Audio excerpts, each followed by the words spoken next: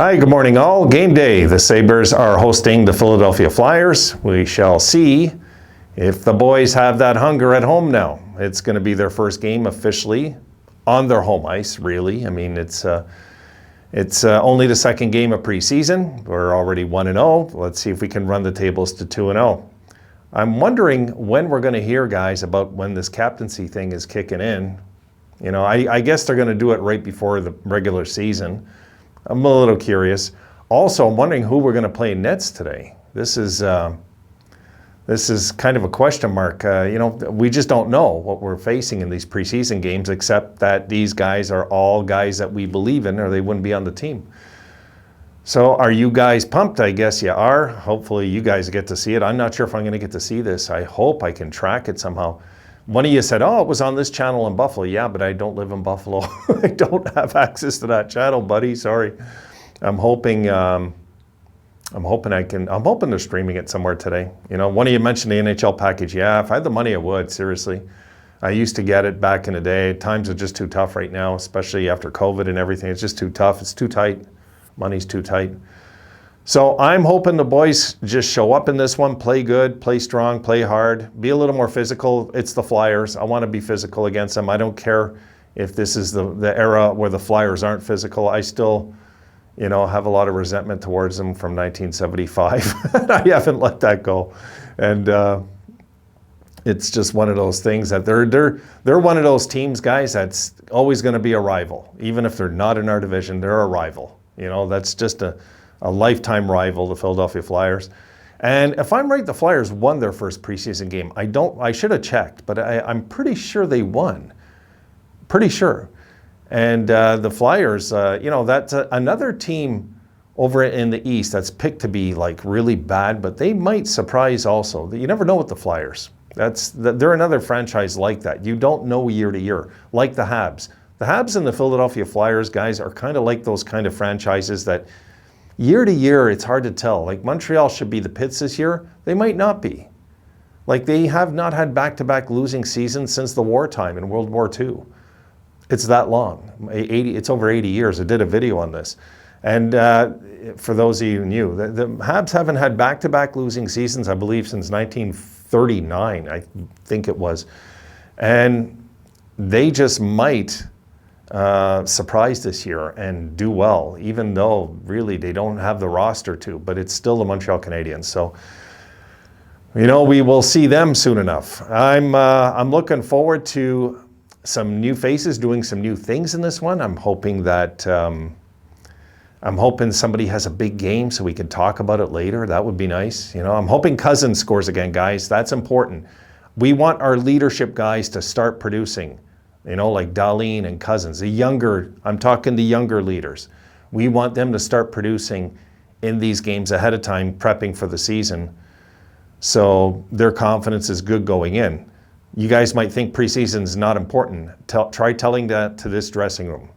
The culture's changed. They believe every game is important. So I'm hoping today that they'll take this one very important, and they're going to try everything they can to win this and just get this season on the right track ahead of time.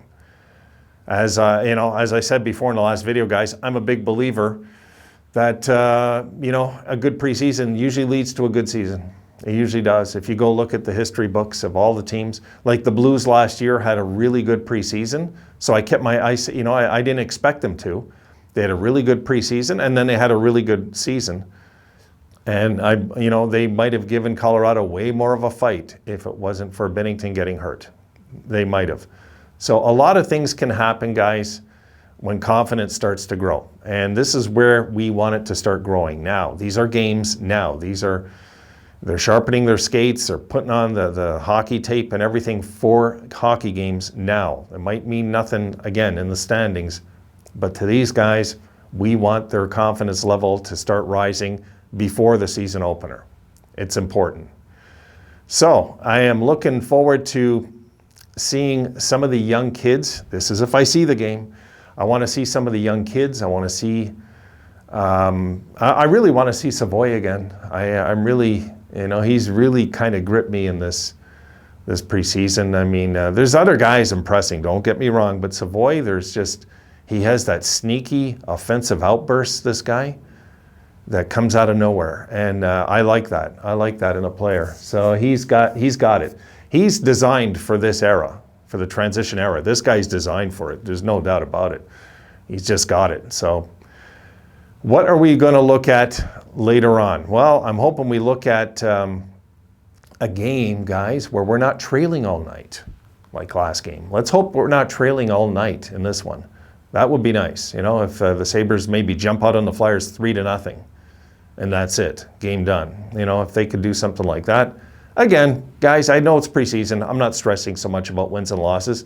I just want to win every game we play because I know what it means to that dressing room. You know, not to the standings and to us, but to those guys, it means a lot. You know, so they want to keep winning. And winning, it becomes a habit. What did Vince Lombardi used to say, right? It's a habit. Winning becomes an everyday thing. It's a habit. They don't win some of the time, you win all of the time. And unfortunately, losing becomes a habit. So watch the teams this year that have bad preseasons and let's check how they open their schedules. Maybe I'll do a video on that eventually, guys.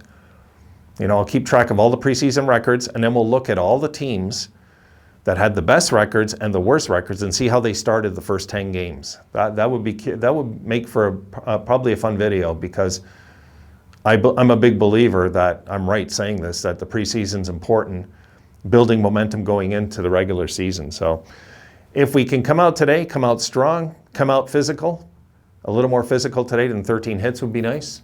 If we can come out physical and just take it to them, you know, and be relentless. If the Sabres jump up 3-0, guys, I hope they win 6-0. Seriously. Not to be like anything except, you know, like the no mercy attitude has to kick in with this team. You know, now's the time. The kids are getting older. I'm really excited about that. It's there's so many questions this year. Middlestat, you know, like there's questions this year that, wow, like what could be? What if Middlestat has a breakout year? We're not expecting it really. I mean, I'm expecting more Cousins myself, but I would be just as thrilled. I mean, Middlestat's another high-end pick that so far has underproduced as a Sabre, and I think it's a make or break year for Middlestat. He might find himself on the trade block if he has a 12-goal season or something. If he doesn't have a good season, I can't see the Sabres really hanging on to him, guys, long term. I could be wrong, but he's you know, sooner or later you kind of wear out your welcome, especially when you got new guys up and coming that are really good that we have in our system. And let's face it, Middlestat's worth something. But anyway, I'm not going there. I'm not going there with a trade. I'm just looking at, it's kind of important Middlestat has a good year. And I always like what he says. One thing about Middlestat, guys, in front of the camera, I like what he says. He always has, like, he's a very positive guy. So I don't want him gone. I want him there. You know, I just want him producing like we know he can. This guy's a good hockey player, and he so far has underachieved, so that could mean an outburst is coming. That could mean a good start. I'm pretty confident we'll see a good start with Olofsson. He started good last year before he got hurt, so I think Olofsson will start good. I've pegged Cousins to start good. There's guys I think that will start good this year. Middlestat's one of those guys on the fence. I'm just not sure. I'm not sure. I hope so, because he's a high-end pick. This guy's got talent for sure. And really what's important, guys, is UPL.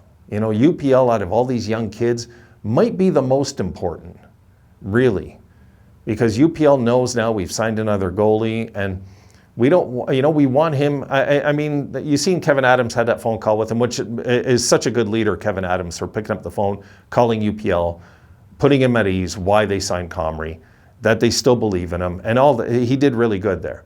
So UPL, it would be nice if UPL just kind of breaks through all of a sudden, stays healthy, guys.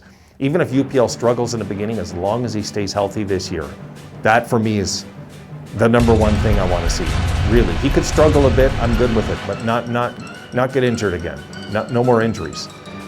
So anyway, we shall see you guys. I'll see you guys all in the post game after. I'm gonna just go. I got to get about my morning. I got to get this video up to you, and I got to get the heck out of here.